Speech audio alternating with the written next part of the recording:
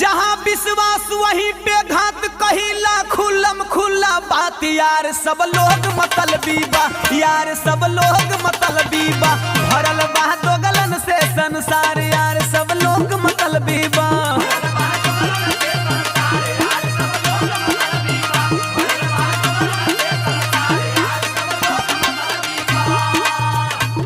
अरे एकदम अजमावल बात कह दिला दीवाना बाबू। अरे तनी कुछ और सुनावा हो। अरे त दादा हाई जमाना का बात तने सुना हो।